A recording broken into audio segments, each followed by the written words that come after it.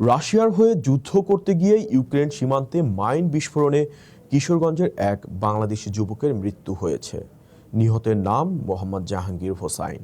তিনি করিমগঞ্জ উপজেলার জয়কা ইউনিয়নের কান্দাইল বাগপাড়া গ্রামের প্রয়াত হাবিবুর রহমানের ছেলে।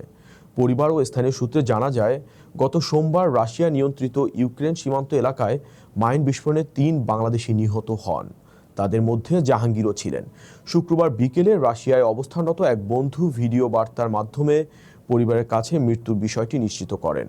করিমগঞ্জ থানার ওসি এমরানুল কবির বিষয়টি নিশ্চিত করেছেন। একই ঘটনায় আরও ২ বাংলাদেশি নিহত এবং একজন আহত হয়েছেন বলে জানা গেছে। নিহত অন্য দুজন হলেন মাদারীপুরের মোহাম্মদ সুরুজ কাজী এবং কুমিল্লার মোহাম্মদ ইউসুফ খান।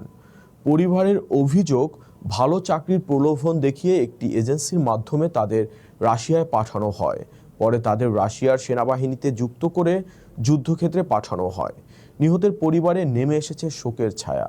স্বজনরা দ্রুত মরদেহ দেশে ফিরিয়ে আনার দাবি জানিয়েছেন।